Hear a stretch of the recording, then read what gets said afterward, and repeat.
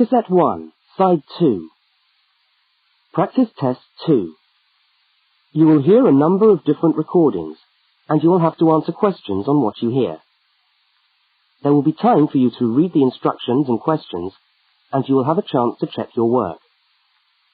All the recordings will be played once only. The test is in 4 sections. Write all your answers in the listening question booklet. At the end of the test, you will be given 10 minutes to transfer your answers to an answer sheet. Now turn to section 1 of your question booklet.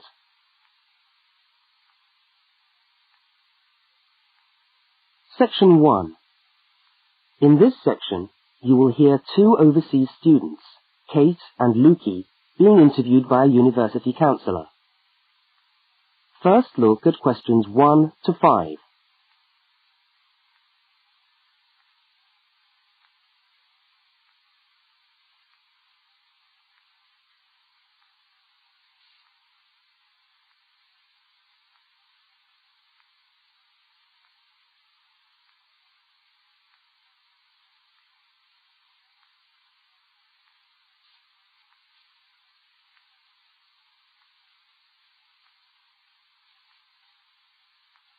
You will see that there is an example which has been done for you. On this occasion only, the conversation relating to the example will be played first.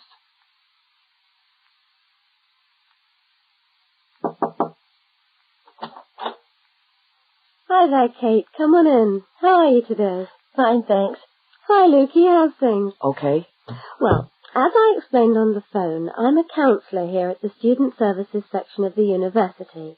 And I'm interviewing overseas students to help me draw up a guide for new students. So I'd be grateful if you could tell me a little about your time since you've been here in Cambridge. Right. Good idea. Now, Kate, let's start with you. Okay. This is your 2nd semester, isn't it? Could you tell us something about your first impressions of the town when you arrived? Yeah. Well, first of all, I was struck by how quiet it is here in the evening. Kate's first impression of the town is that it is quiet in the evening, so quiet is the answer. Now we shall begin. You should answer the questions as you listen, because you will not hear the recording a second time. Now listen to the first interview with Kate and complete the notes by filling in the numbered spaces 1 to 5.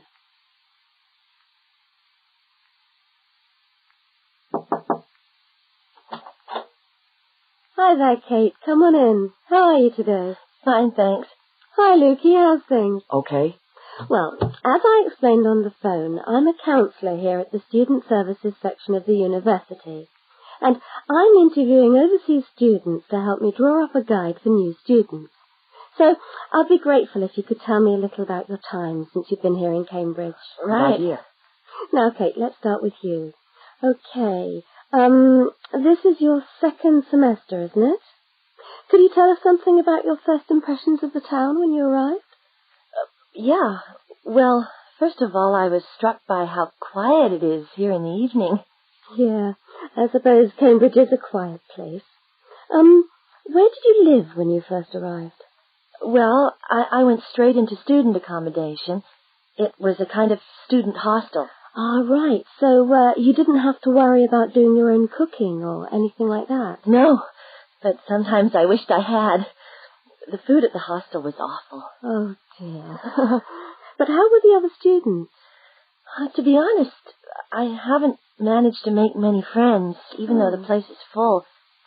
People seem to keep to themselves. They're not really very friendly. Oh, I'm sorry to hear that.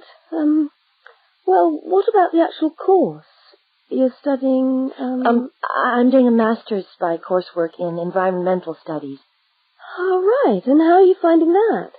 Yeah, well, it's been pretty good, really. I've enjoyed the course, but I feel there hasn't been enough contact with the lecturers. Oh. They all seem to be incredibly busy.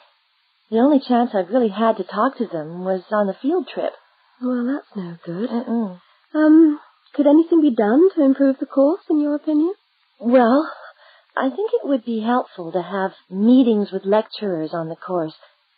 Say once a fortnight, something like that. Regular meetings. Yes, that could certainly help. Now, Kate, we'll come back to you in a minute, but I'd just like to ask Lukey some questions.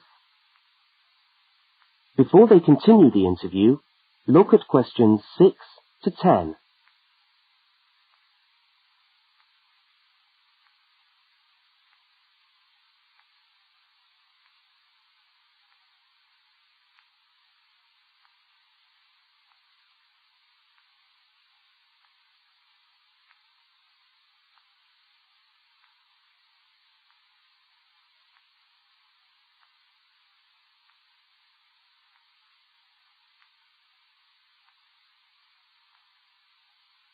As you listen to the rest of the interview, complete the notes. Lukey, where are you from? I am from Indonesia. And how did you find Cambridge when you first arrived? Well, I like it here. I think the city is very beautiful. What about your accommodation? Was that okay? Yes, okay.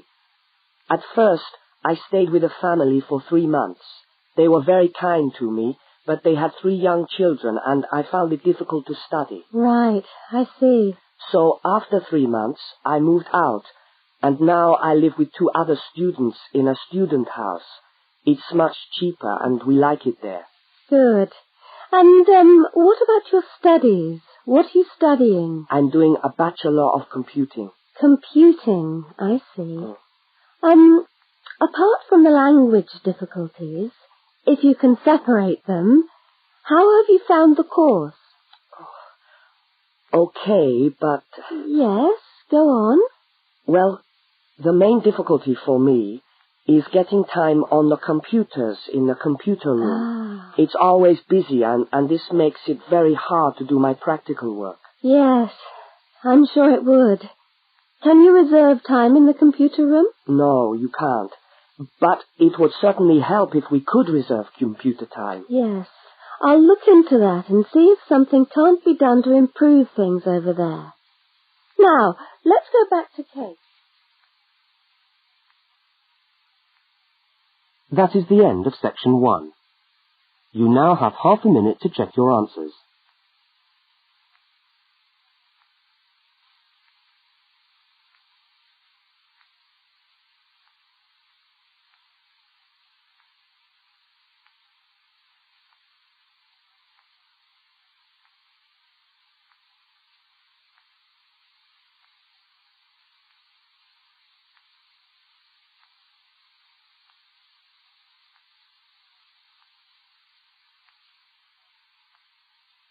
Now turn to section 2.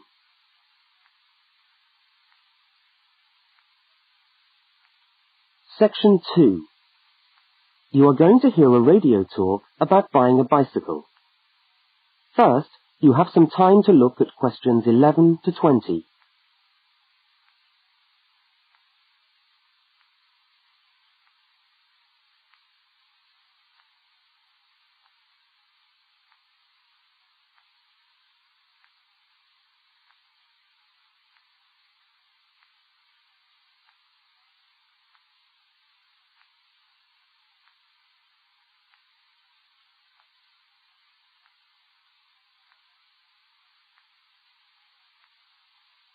Now listen to the first part of the talk and complete the notes by filling in the numbered spaces 11 to 20.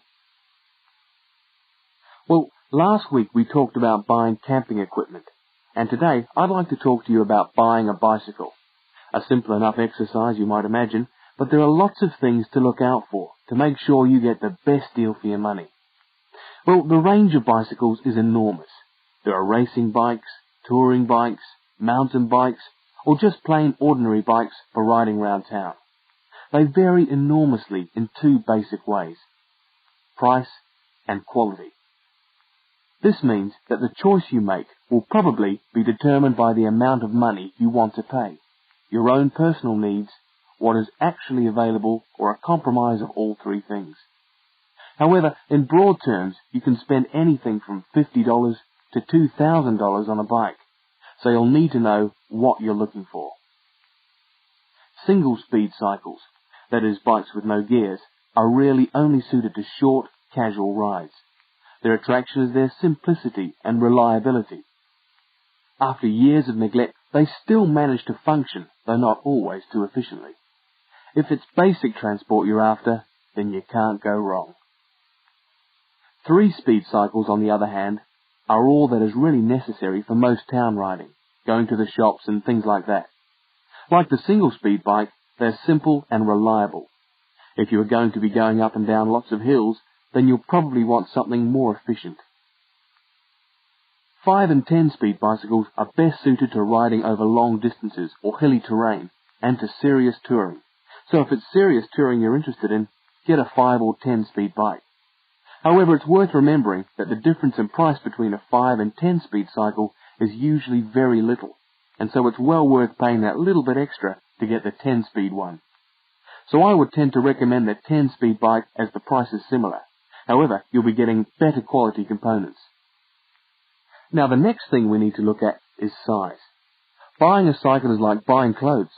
First of all, you find the right size, and then you try it on to see if it fits.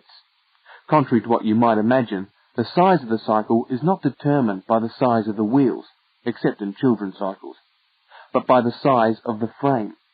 So you'll need to measure the length of your legs and arms to get a frame that is the right size for you. Well, that's all from Helpful Hints for today. That is the end of section 2. You now have half a minute to check your answers.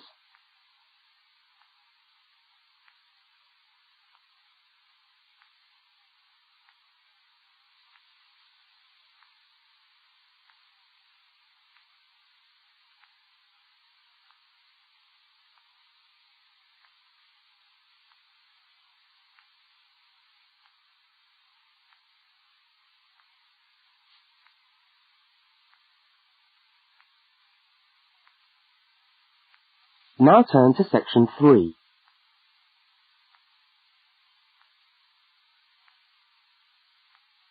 Section 3.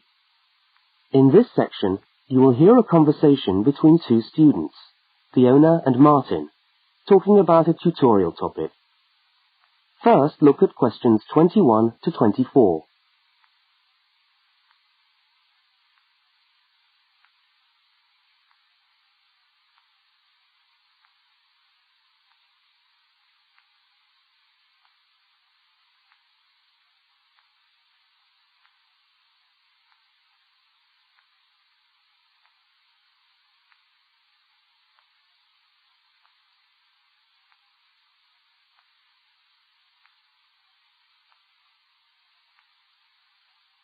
Now listen and answer questions 21 to 24.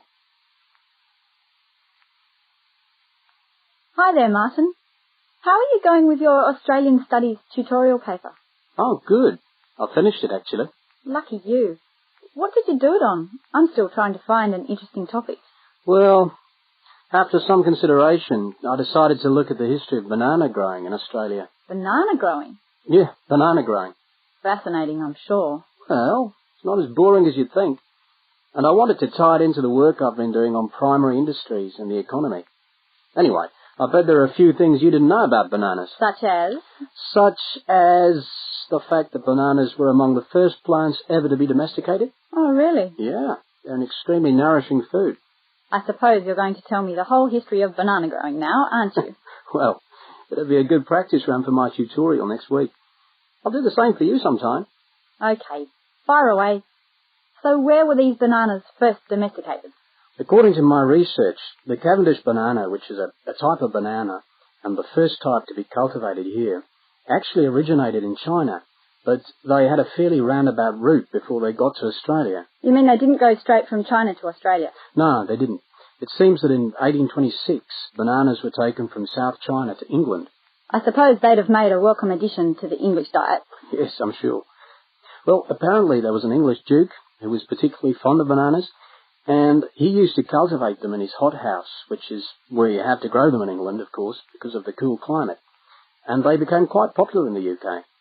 So he was the one responsible for cultivating the Cavendish banana, which was then introduced into Australia. I see, and we've been growing them ever since. Yeah. Now look at questions 25 to 32.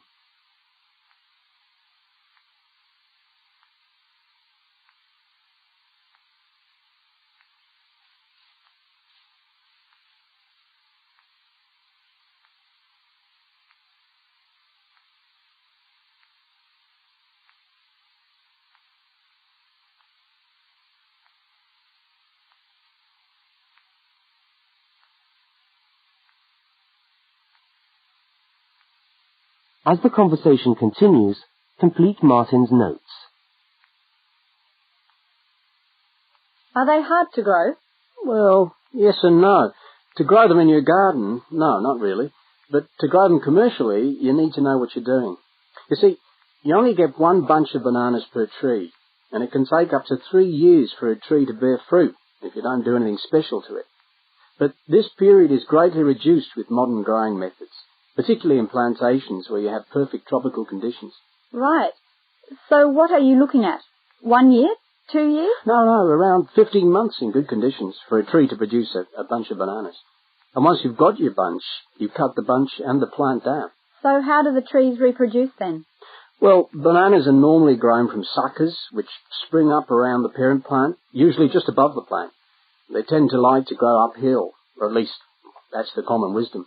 So that's why banana plantations are usually on hillsides, is it? Yeah, they grow best like that. That's interesting. If you plant them in rich soil and give them plenty of water at the beginning of summer, then they should be well advanced by the beginning of winter, when growth virtually stops. But in a country like England, they're hard to grow. Although you can grow them in a hothouse. But in Australia, it's not difficult. No, though even here, the growers put plastic bags around the bunches to protect them and keep them warm. If you go up to the banana growing districts, you'll see all these banana trees with plastic bags on them. But how do they stop the bananas going bad before they reach the shops? Well, the banana bunches are picked well before the fruit's ripe. Once you cut the bunch, the bananas stop growing, but they do continue to ripen. The interesting thing is that once one banana ripens, it gives off a gas which then helps all the others to ripen. So they pretty much all ripen within a few hours of each other. Amazing. So do we export lots of bananas overseas to Europe and Asia, for instance? Well, oddly enough, no.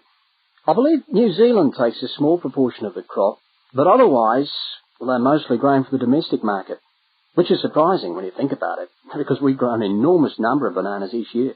Yes, well, thank you for all that information. I'm sure the tutorial paper will go really well. You certainly seem to have done your research on the subject. Let's hope so.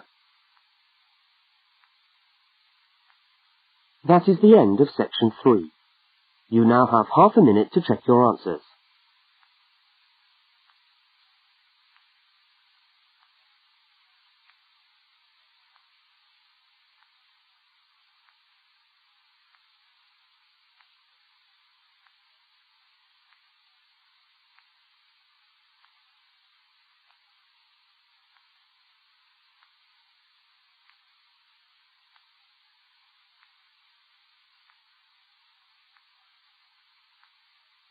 Now turn to section 4.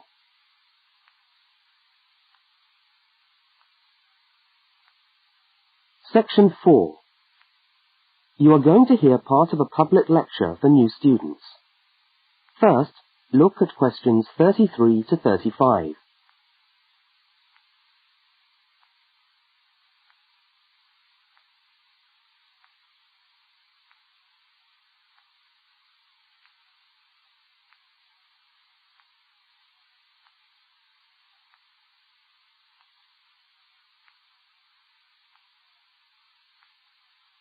Now listen and answer questions 33 to 35.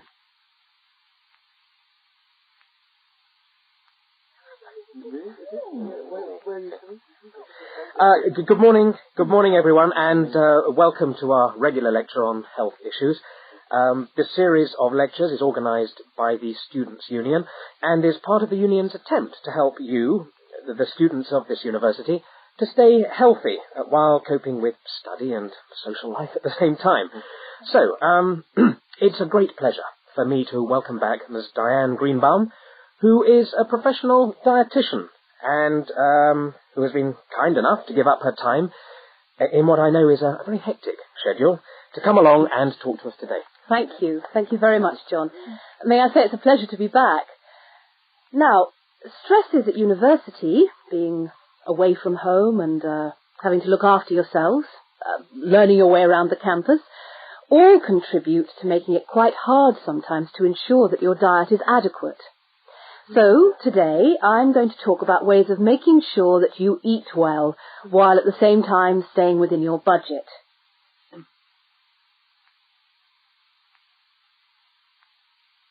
Now look at questions 36 to 41.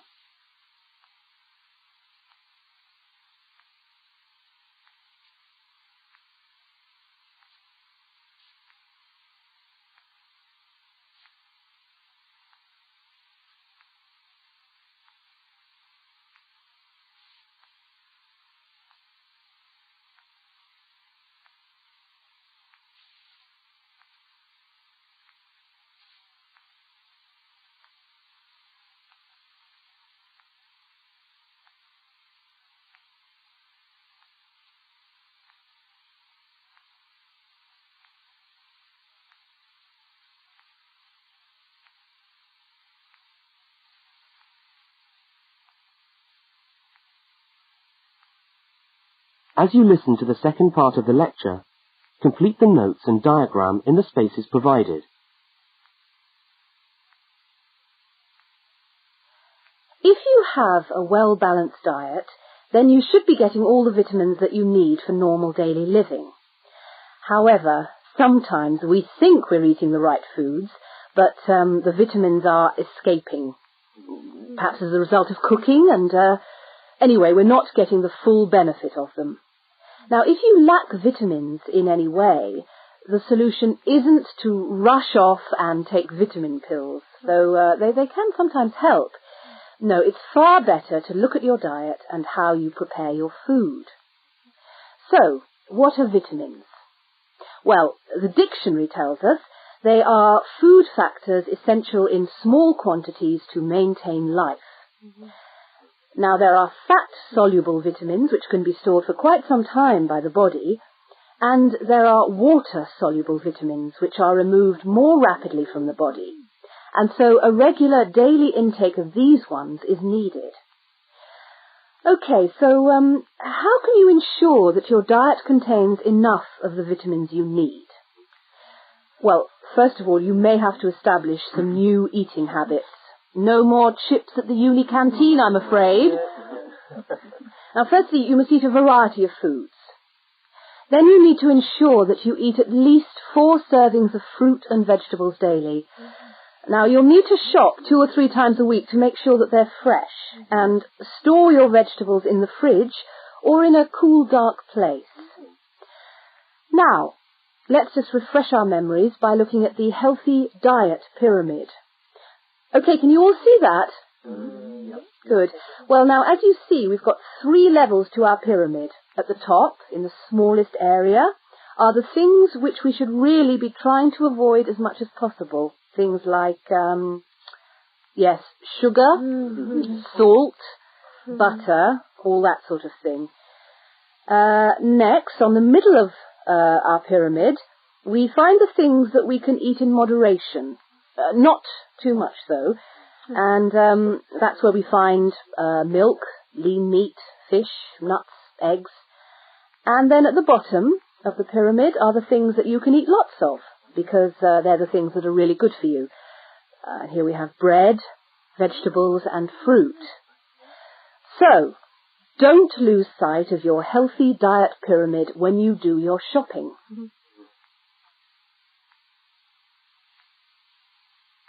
That is the end of section 4.